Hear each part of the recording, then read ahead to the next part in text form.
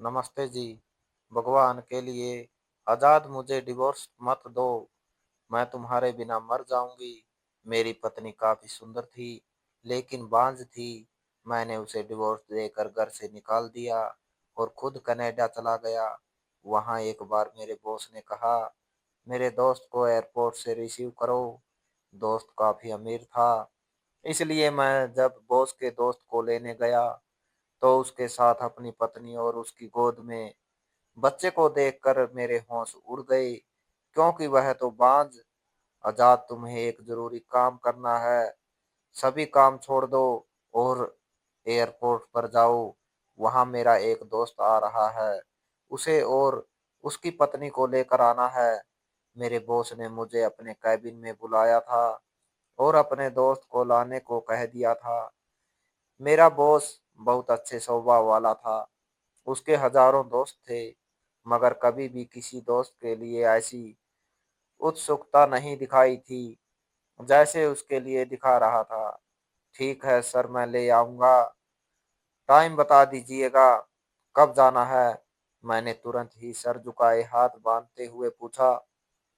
तो मेरे बॉस कहने लगे, अभी निकल जाओ, क्योंकि तुम्हें रास्ते में कुछ शॉपिंग भी करनी होगी।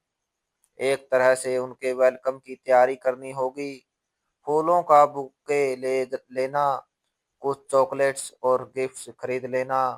मेरा सेक्रेटरी तुम्हारी साथ जाएगा, सारे बिल्स वह पे कर देगा। तुम बस अच्छे से उनके वेलकम की तैयारी करना, ताकि वह खुश हो जाए। मेरा दोस्त सालों बाद मुझसे मिल रहा है, किसी तरह की कोई कमी नहीं रहनी चाहिए। मेरा बॉस जोश में बोल रहा था। मैं हैरान रह गया। सर, क्या यह आपके कोई बहुत खास दोस्त है? मैं बहुत ज्यादा देर तक अपनी हैरानी छुपा नहीं सका था और सर से सवाल कर लिया था। सर का व्यवहार हमेशा दोस्ताना होता था, इसलिए सवाल करते हुए किसी भी तरह की झिझक भी नहीं हुई थी। हाँ, यह मेरा बचपन का दोस्त है। और हैरानी की बात यह है कि कभी कभी ना शादी करने की बात करने वाले ने 2.5 साल पहले शादी की है और अब अपनी पत्नी को लेकर कनाडा आ रहा है। मैं खुद उसे एयरपोर्ट पर रिसीव करने जाता, लेकिन एक इमरजेंसी आ पड़ी है कि मेरी बहुत इम्पोर्टेंट मीटिंग है, जिसे मैं किसी हाल में नहीं छोड़ सकता। जब तक मैं मीटिंग अटेंड करूंगा, वह लोग यहाँ पहुंच जाएंगे और फिर मैं सारा समय फ्री रहूंगा, कोई काम नहीं करूंगा और उनके साथ समय बिताऊंगा। बॉस की अपने दोस्त के लिए ऐसी उत्सुकता मैंने कभी नहीं देखी थी। मैं तुरंत ही उनके दोस्त को लेने के लिए निकल गया। रास्ते से मैंने फूलों का बुके, चॉकलेट्स और कुछ अच्छे गिफ्ट उनके लिए खरीद लिए थे। उनके वेलकम की तैयारी भी पूरी कर ली थी। कुछ लड़कियों को पैसे देकर उनके ऊपर फूल बरसाने के लिए हायर कर लिया गया था। एयरपोर्ट के पास के होटल में एक टेबल भी रिजर्व कर ली थी, जहां पर चॉकलेट, केक और बाकी चीजें रखकर उनके वेलकम को शानदार अंदाज में बनाने की पूरी व्यवस्था मैंने कर ली थी। मुझे विश्वास था कि उससे मेरा बॉस मुझसे बहुत खुश हो जाएगा और जरूर मेरा प्रमोशन कर देगा। मुझे कनाडा में आए हुए लगभग 5 साल हो चुके थे। मैं कनाडा क्यों आया था, यह अलग कहानी थी। इन 5 सालों में मुझे 2 बार प्रमोशन मिल चुका था, क्योंकि मैं अपनी पूरी मेहनत, ईमानदारी और लगन से मैंने काम किया था और बॉस मुझसे काफी खुश थे। वह अपने पर्सनल कामों के लिए भी मुझ पर भरोसा करने लगे थे। यही सोचते सोचते मैं और बॉस का सेक्रेटरी एयरपोर्ट पर पहुंच चुके थे। एयरपोर्ट पर बॉस के दोस्त के नाम का बोर्ड उठाकर मैं खुद खड़ा हुआ था। बोर्ड के साइड में सुंदर फूल लगाए गए थे और चमकते हुए ग्लिटर से बोर्ड पर उनका नाम लिखा गया था। एयरपोर्ट पर चलते लोग पलट पलट कर मेरी ओर देख रहे थे। मुझ में ऐसा कुछ खास नहीं था, मगर मैंने वेलकम का जो अंदाज अपनाया था वह काफी खास था। थोड़ी देर बाद एक थ्री पीस सूट पहने आदमी, जो देखने में काफी रोबदार नजर आ रहा था, मुझे अपनी ओर बढ़ता हुआ दिखाई दिया तो मैं जल्दी से उसकी ओर गया। मैं पहचान गया था कि यही बॉस के दोस्त है। उसने मुस्कुराते हुए मुझसे हाथ मिलाया और फिर मेरी ओर से दिया गया फूलों का बुके थाम लिया। उसी समय मेरी नजर उनके पीछे पड़ी काली साड़ी की एक झलक सी नजर आई, जिसके चेहरे पर मास्क लगा हुआ था। Welcome to Canada ma'am, I hope आपका यह ट्रिप बहुत अच्छा गुजरे। मैंने बॉस के दोस्त की पत्नी का भी आगे बढ़कर वेलकम किया था और फूलों का बुके उसकी तरफ देने के लिए जैसे ही हाथ बढ़ाया तो मैं चौंक गया। मेरी नजरें मेहमान नवाजी आने वाली औरत पर जमकर रह गई थी।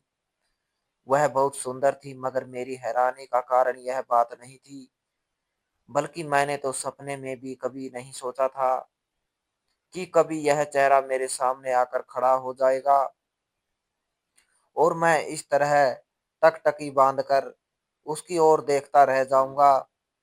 भाग्य ने कैसा खेल खेला था। जिस चीज से भागकर मैं यहाँ कनाडा आया था, वही चीज मेरे सामने आ खड़ी हुई थी। हेलो सर, सेक्रेटरी ने पीछे से मेरा कोट थोड़ा सा खींचा ताकि वह बॉस के दोस्त की नजर में ना आए, और मुझे भी हौस दिलाने की कोशिश की। मैं मैम को फूल मैं दे देता हूँ। उसने मेरे हाथों से फूलों का बुके ले लिया और घूरते हुए नजरों से मेरी ओर देखा, और मैं अपनी हालत पर शर्मिंदा सा रह गया और जल्दी से सर झुका लिया। मुझे बहुत शर्मिंदगी हो रही थी कि बॉस का दोस्त क्या सोचेगा, कि मैंने कभी जिंदगी में सुंदर औरत नहीं देखी जो ऐसे टिक टकी बांधकर उसकी पत्नी की ओर देखता जा रहा था। यहाँ पर वेलकम हो चुका था। अब हम उन्हें लेकर होटल में चले गए, जहाँ पर बॉस के दोस्त ने एक केक काटा था। बॉस के दोस्त की पत्नी एक साइड पर ही खड़ी रही थी। मैंने ध्यान दिया कि उसने अपनी गोद में एक बच्चा भी उठा रखा था, जो शायद 1.5 साल का लग रहा था। वह बच्चा बहुत प्यारा था, बॉस के दोस्त वीर कपूर की पत्नी जैसा था। जो बात मेरे दिमाग में आ रही थी, वह उस समय मैं बिल्कुल भी नहीं सोचना चाहता था, कि ऐसा संभव ही नहीं था। यह तो हो ही नहीं सकता था। जरूर कोई बहुत बड़ी गलतफहमी थी जो मुझे उस समय हो रही थी, और इस गलतफहमी से निकलना भी बहुत जरूरी था, वरना मैं जिंदगी भर के लिए फंस जाता। अचानक ही मैंने अपना सर पकड़ लिया था। यह मुझसे क्या हो गया? क्या था यह? मैंने क्या कर डाला था? उस समय मुझे यह जिंदगी की सबसे बड़ी गलती लग रही थी, जो 5 साल पहले मैंने की थी और फिर कनाडा आ गया था। बॉस के दोस्त और उसकी पत्नी को बॉस के घर छोड़ने के बाद मैं ऑफिस गया। बॉस को रिसीव करके उन्हें भी घर छोड़ा और फिर अपने फ्लैट में आ गया।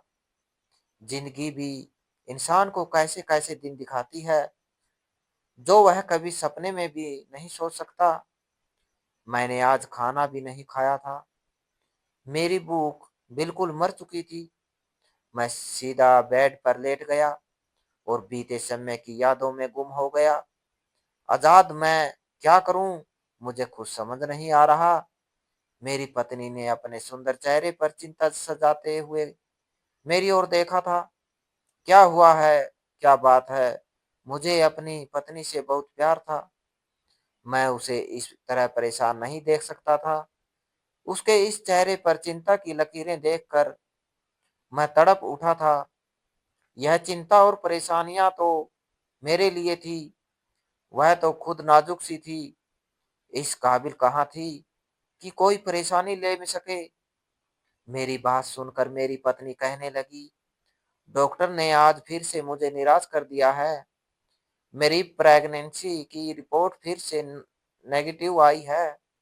मुझे समझ नहीं आ रहा मैं क्या करूं। उसकी यह बात मेरे लिए भी परेशानी का विषय थी। मैं भी चाहता था जल्दी से जल्दी पिता बन जाऊं, लेकिन अगर भगवान की ओर से देर हो रही थी तो मैं उसे दोषी नहीं ठहरा सकता था। इसलिए तसल्ली देने लगा कि कोई बात नहीं, भगवान के घर में देर है अंधेर नहीं, जल्दी वह हमारी भी सुनेगा और हमारे घर भी संतान हो जाएगी। मेरी पत्नी बहुत सुंदर और अमीर परिवार से संबंध रखती थी। वह जब मेरे घर में दुल्हन बनकर आई थी तो सारा मोहल्ला उसकी तारीफों से गूंज उठा था। उसकी सुंदरता का चर्चा हर जुबान पर था। गोरी रंगत वाले चेहरे पर लाल दुपट्टा जब गिरता तो लगता जैसे किसी अप्सरा को जमीन पर उतारा गया हो। उसके चलने का अंदाज ऐसा था कि देखने वाले पलक चिपकाना भूल जाते। वह बात करती तो सर में एक नरमी, एक मिठास सी होती थी, जिसे सुनकर दिल अपने आप मुस्कुरा उठता। मैंने उसे दिल से प्यार किया था। मेरी जिंदगी की सबसे बड़ी इच्छा यही थी कि वह हमेशा खुश रहे। उसकी हर इच्छा मेरे लिए आदेश की तरह थी। मैं हर समय उसके नाज नखरे उठाता रहता था। अगर कभी जरा सा भी उसके चेहरे पर उदासी देख लेता तो दुनिया एक तरफ रख कर उसकी मुस्कुराहट लौटाने की कोशिश करता।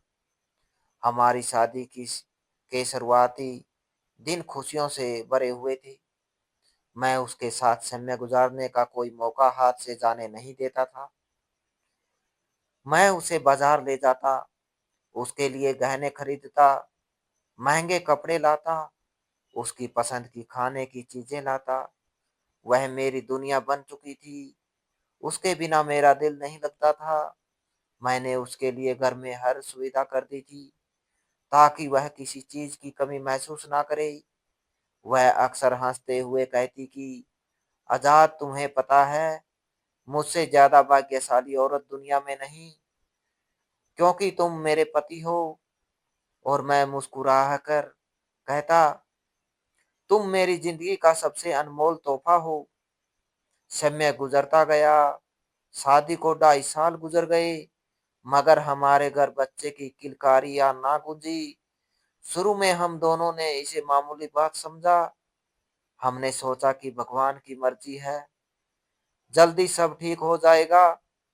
मगर जैसे जैसे समय गुजरता गया, मेरी पत्नी की आंखों में चिंता बढ़ने लगी। वह हर रोज भगवान से प्रार्थना करती, मन्नत मांगती, दान देती, कभी किसी मंदिर चली जाती, कभी किसी पंडित के कहने पर किसी और मंदिर चलने का कहती।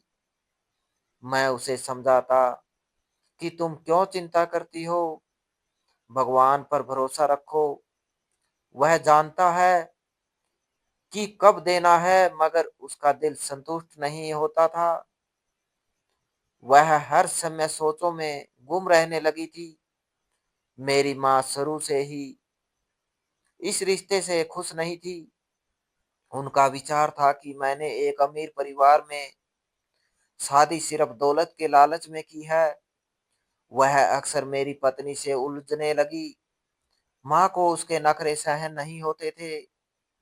वह अक्सर कहती कि ऊंचे घर की लड़की हमारे घर के काम कैसे करेगी। और अब जब संतान नहीं हुई तो उन्हें तो मौका ही मिल गया था। माँ अब रोज मेरी पत्नी को ताने देने लगी।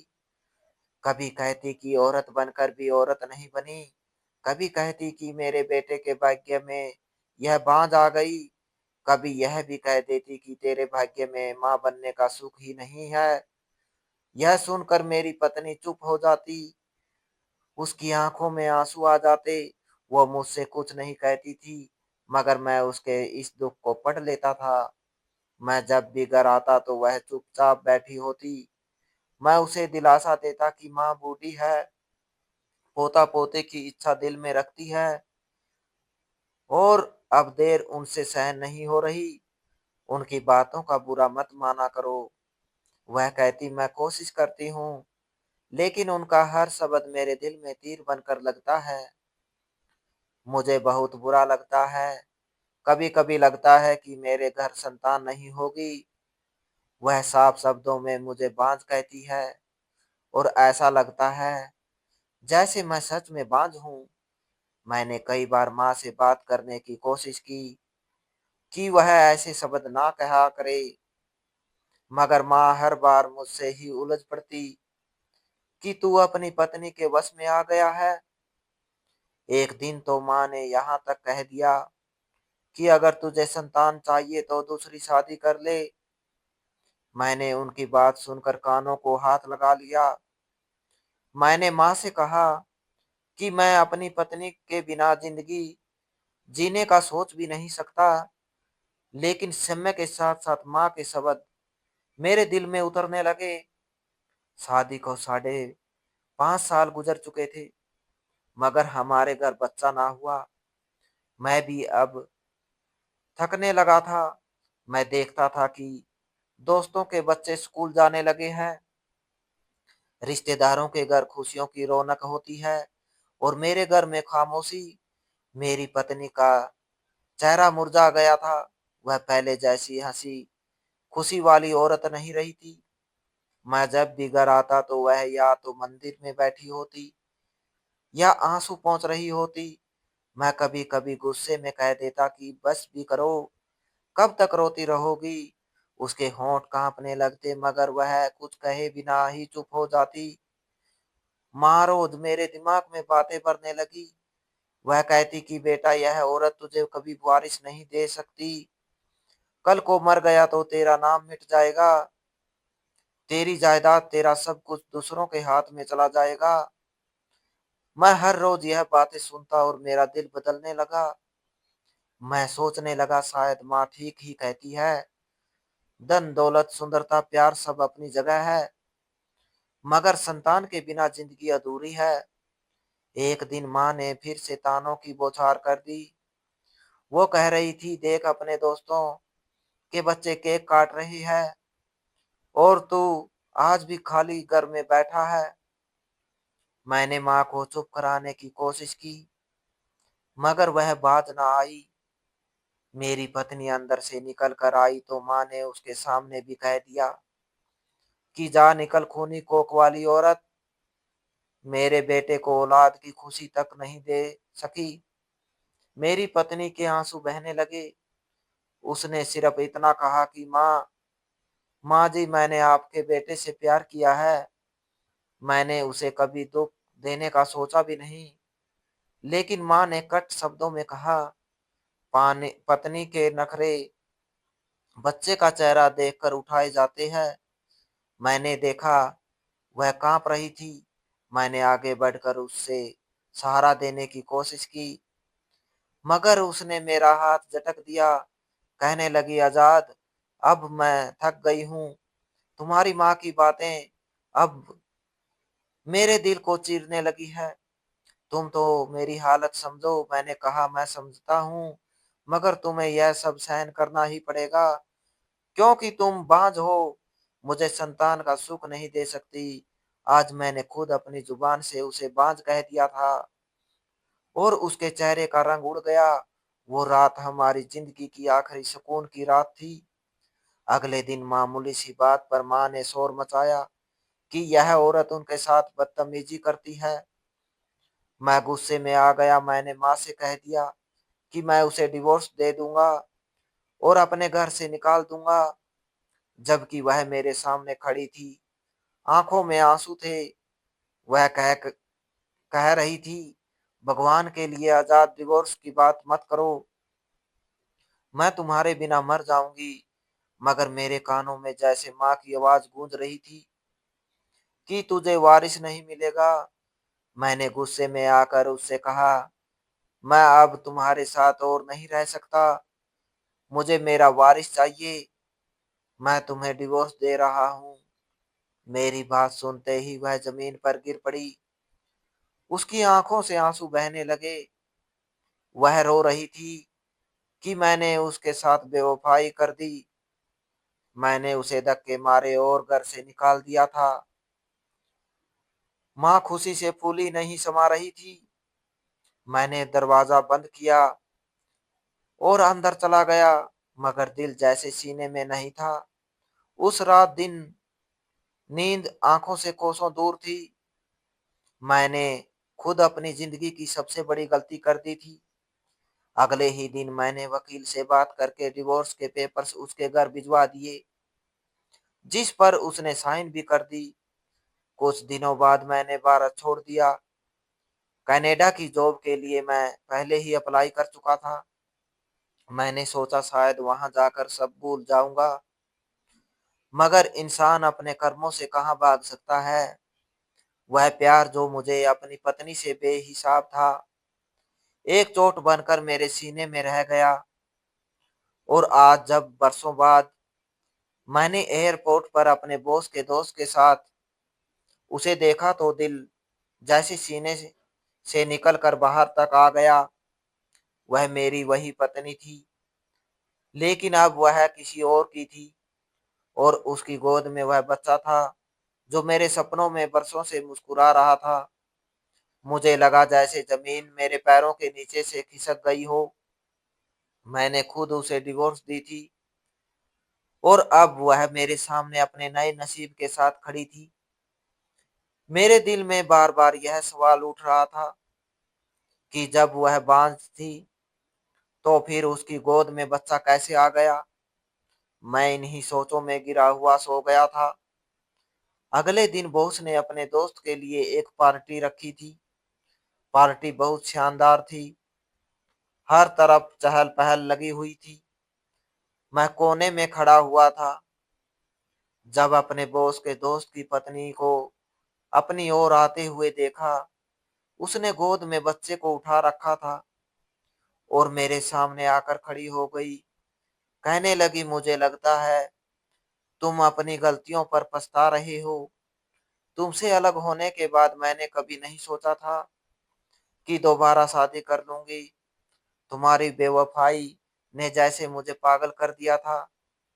हर मर्द एक जैसा नजर आता था, मगर फिर वीर मेरी जिंदगी में आया और उसने मर्दों के बारे में मेरी सोच को बदल दिया। उसने मुझे एहसास दिलाया कि सारे मर्द एक जैसे नहीं होते। अगर तुम कानों के कच्चे थे और अपनी माँ की बातों में आ गए थे, तो सब मर्द एक जैसे नहीं होते। वीर को ना जाने मुझ में ऐसी क्या खूबी नजर आई थी कि वह मेरे पीछे ही पड़ गए और विनती करने लगे कि मैं उनसे शादी कर लूं। मैं कितना नसमय उनकी बात को टालती रही, मगर जब मुझे पता चला कि वह कभी शादी के लिए तैयार नहीं थे, लेकिन मुझे देखते ही शादी के लिए तैयार हो गए, तो मैंने उनसे शादी के लिए हाँ कर दी। वीर शादी के खिलाफ नहीं थे, बल्कि उन्हें कभी ऐसी लड़की नहीं मिल सकी थी जिसके साथ वह अपनी पूरी जिंदगी गुजारना चाहते हो। शादी के सिर्फ 1 साल बाद ही भगवान ने मुझे संतान का सुख दे दिया। बिना किसी इलाज के ही भगवान ने मेरी गोद भर दी, जो इस बात का सबूत था असल में बांझ मैं नहीं, तुम थे। याद है हम दोनों ने मिलकर टेस्ट करवाए थे। उसकी रिपोर्ट में आया था कि तुम बांझ हो, लेकिन तुम्हें दुख होगा। यह सोचकर मैंने रिपोर्ट्स को बदल दिया था, मगर मैं भगवान की ओर से मायूस नहीं हुई थी। इसलिए दवाई तुम्हारे खानों में मिलाकर तुम्हें बिना बताए खिलाती रही थी, ताकि हमारे घर भी बच्चे की खुशखबरी आ सके। हर बार प्रेगनेंसी की रिपोर्ट को नेगेटिव देखकर मैं निराश भी इसलिए होती थी क्योंकि दवाई असर नहीं कर रही थी। मगर तुमने तो मुझे बांझ समझ लिया और अपनी माँ की बातों में आकर सीधा डिवोर्स ही दे दी। आज मैं तुम्हारे सामने हूँ, तुम्हें सच्चाई बता रही हूँ कि कभी कमी मुझ में नहीं, बल्कि तुम में थी। तुम कभी बाप ही नहीं बन सकते थे। तुमने मेरे साथ गलत किया, मेरे प्यार का कभी मान नहीं रखा। मैं ही पागल थी जिसने यह सोच लिया था कि प्यार के सहारे तुम मेरे साथ अपनी सारी जिंदगी गुजार दोगे। इसलिए तो मैंने तुम्हारे बांझ होने के बारे में तुम्हें नहीं बताया था। तुम्हारी माँ के तानों को बर्दाश्त किया था, मगर आज मेरा तुम्हारे साथ कोई संबंध ही नहीं है और भगवान ने मुझे एक बहुत चाहने वाला जीवन साथी दिया है। मैं तुम्हें सहज सच्चाई सिर्फ इसलिए बता रही हूँ कि आगे किसी भी लड़की की जिंदगी सिर्फ इसलिए बर्बाद ना करना कि वह तुम्हें संतान का सुख नहीं दे पाई, क्योंकि कमी तुम में है। वह औरत मुझे आईना दिखाकर चली गई थी, जबकि मैं वहीं पर खड़ा रह गया। आज जब सच्चाई मेरे सामने आई थी तो मैं बुरी तरह से टूट गया था और अब शायद पूरी जिंदगी पछतावे में गुजरने वाली थी कि मैंने उस औरत के प्यार की कदर नहीं की जिसने मेरे लिए हर दुख सहन कर लिया था। तो दोस्तों, इस कहानी को लेकर आपकी क्या राय है? कमेंट बॉक्स में कमेंट करके जरूर बताएं। और अगर आपको हमारी आज की कहानी अच्छी लगी हो तो प्लीज इसे लाइक जरूर करें। अगर आपने अभी तक हमारे आशिकी की जुबानी 2.0 चैनल को सब्सक्राइब नहीं किया तो जरूर कर लीजिए। तो मिलते हैं ऐसी एक और मोटिवेशनल कहानी के साथ। Thanks for watching.